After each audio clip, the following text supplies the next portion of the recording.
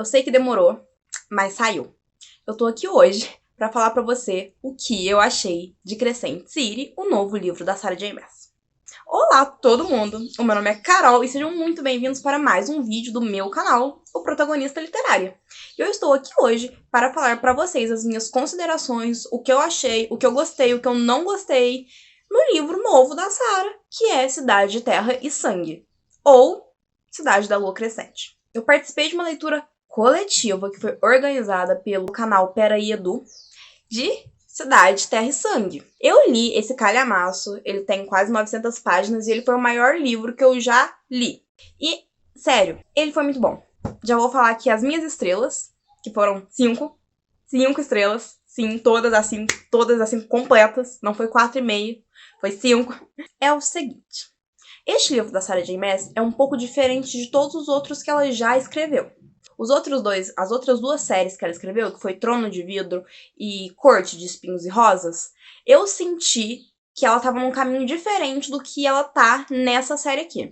Essa ela é um pouco mais madura em questão disso, ela tem um pouco mais de... O mundo é um pouco mais complexo, as coisas, as pessoas, os personagens, eu acredito que eles sejam um pouco mais bem construídos. Eu achei que nessa aqui, ela foi um pouco além do que ela foi nas outras duas séries. Tem pessoas que não gostaram muito do livro, mas eu falarei aqui as minhas considerações e vou falar porque eu gostei tanto dele. Nos primeiros capítulos do livro, ela vai te jogar muita informação. Então, como ela tá construindo um mundo novo, completamente diferente do que a gente já viu, nos primeiros capítulos ela joga muita informação sobre governador, sobre sistema de reis, de hierarquia naquele povo, sobre as criaturas, sobre as classificações em casa das criaturas, sobre tudo isso. Então ela vai te jogando tudo isso mesmo, que é pra você saber onde é que você tá entrando ali naquele mundo. E eu anotei o que me pareceu que seria importante no decorrer da história e fui em frente.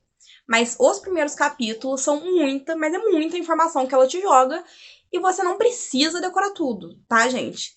Pra quem vai começar a ler ainda, não precisa decorar tudo. Anota os pontos que você achar mais importante e vai pra frente. Você vai pegando no meio do caminho. É interessante que a hierarquia daquele lugar, ela é complicada. Gente, este não é um mundo fácil de compreender. Por exemplo, ela está na região de Lunation, que é a cidade da Lua Crescente. Lá, por exemplo, tem 5 governadores. 5 governadores, assim, superiores. Cada governador meio que governa uma parte daquela cidade, um território daquela cidade. E um dos 5 governadores, que é o arcanjo Mika, ele governa todos. Ele está acima de todos, ele é o arcanjo daquela cidade, ele está meio que acima de todos os governadores também. Tirando os governadores, a gente também tem hierarquia em questão de espécie e em questão de grau de poder. Os féricos, por exemplo, eles ainda mantêm a realeza deles. Então eles têm o rei, eles têm os príncipes, eles têm quem vai substituir o poder. Os humanos na sociedade, eles têm um papel muito ínfimo, muito pequeno, ali não é o lugar deles, é tipo isso. Nós temos também os anjos, que eles também estão no mesmo nível dos féricos, podemos dizer assim. Temos também os lobos e temos os metamorfos.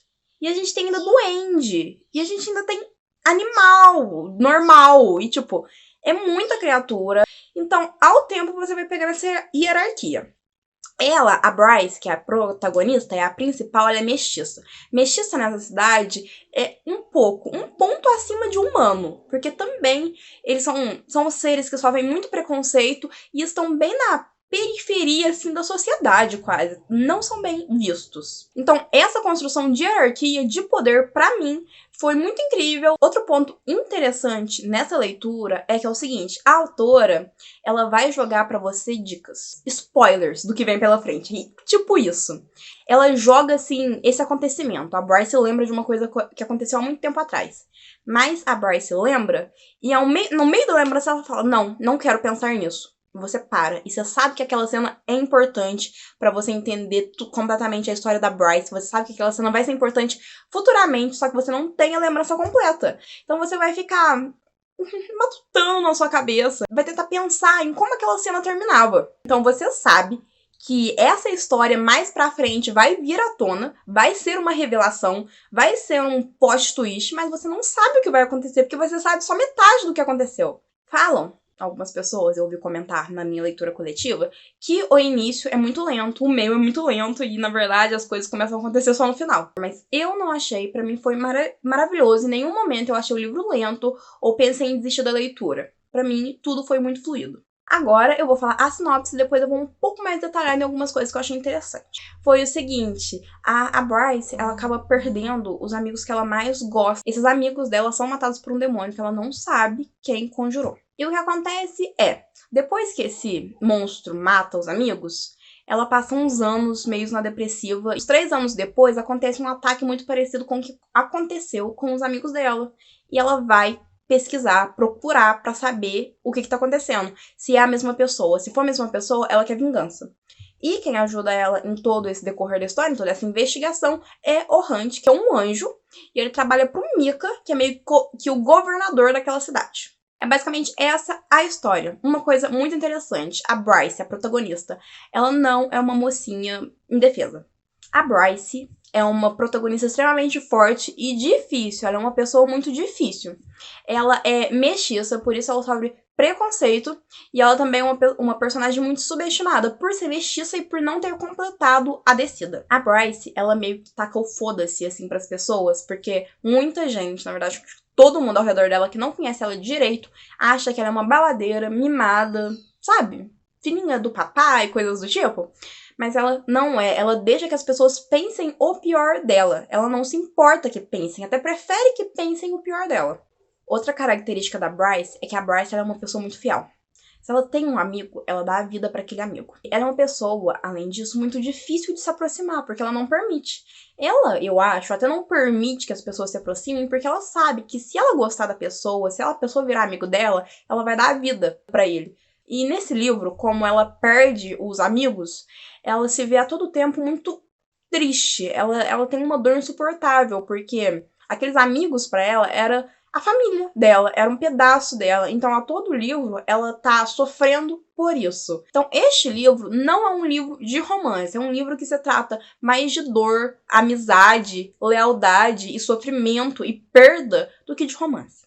Tanto que o relacionamento da Bryce com o Hunt, porque eu imagino que vocês já tenham notado que vai ser os dois, né? Ele é mais amizade. Eles começam com uma amizade muito forte, uma cumplicidade muito forte até se transformar numa coisa a mais. O outro personagem principal é o Hunt. O Hunt, ele é um anjo e ele trabalha pro arcanjo Micah, que é o governador da cidade. Ele participou de uma rebelião há muito tempo atrás e ele perdeu aquela rebelião. Então, agora ele é um escravo.